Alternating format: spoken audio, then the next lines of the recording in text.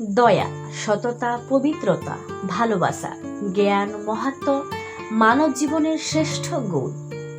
বিভিন্ন গুণের মধ্য দিয়ে মানুষ নিজেকে দেবত্বে উন্নতি করতে পারে এবং আগের শ্রদ্ধা ভালোবাসা অর্জন করতে পারে। নতুন কোনো ধর্মপ্রচার না করেও দেশে ধর্ম বিপ্লব নিয়ে আসা সম্ভব।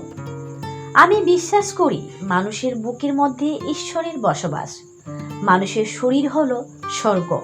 আমার আগে যারা পৃথিবীতে এসেছিল তারা এই জগতের দুঃখ দুর্দশা থেকে মুক্তি পেতে চেয়েছিল, কিন্তু আমি শুধু নিজের মুক্তি চাই না, চাই জগতের দুঃখ দূর করতে। শুধু দুঃখ রয়ে গেল, আমার উপদেশ কোনো রাজা গ্রহণ করল না। সকলের আগে তোমরা সৎ হও, আদর্শবান হও, ন্যায়ের পথে চলো, একমাত্র তবেই দেশের উন্নতি সম্ভব। একজন শ্রেষ্ঠ মানুষ তার পারিপার্শ্বিক সমস্ত কিছুকেই গভীরভাবে উপলব্ধি করার চেষ্টা করে। শ্রেষ্ঠ মানুষই সর্বদাই নিজের ত্রুটি বিচ্যুতিকে বড় করে দেখে এবং এই ত্রুটি বিচ্যুতিগুলি দূর করে জীবনকে আরো উঁচুতে নিয়ে যাওয়াই থাকে তার লক্ষ্য। পৃথিবীর সকল মানুষই সমান, প্রত্যেকেই একই ঈশ্বরের সন্তান।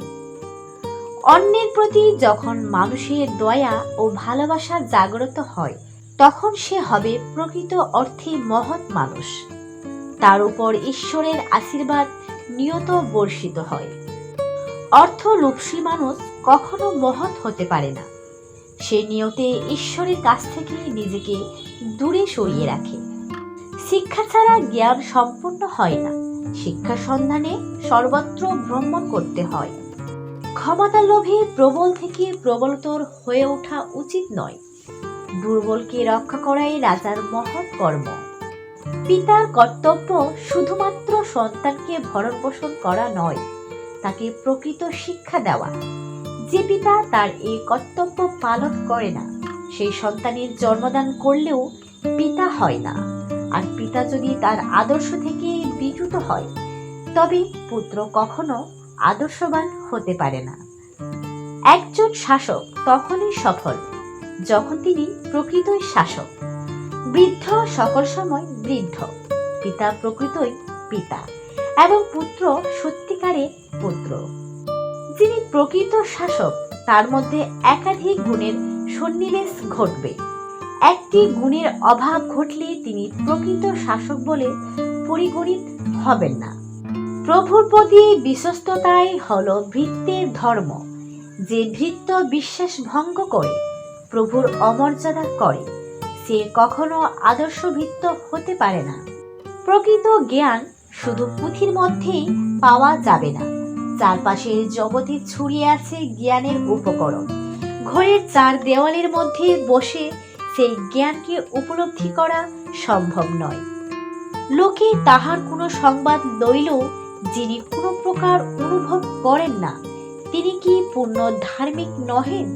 সমাজ জীবন, ব্যক্তি জীবন, রাষ্ট্রনৈতিক জীবন, সর্বক্ষেত্রে প্রয়োজন শৃঙ্খলা। এই শৃঙ্খলা রয়েছে প্রকৃতির মধ্যে, ঈশ্বরের সমস্ত বিধানের মধ্যে।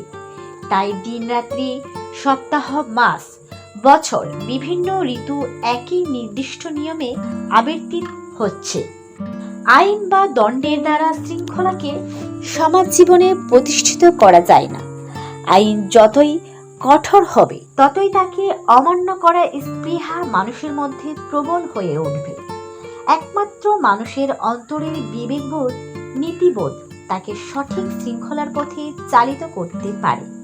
আর এই বিবেকবোধ তখনই মানুষের মধ্যে জাগ্রত হবে, যখন ধর্মীয় চেতনা জেগে উঠবে।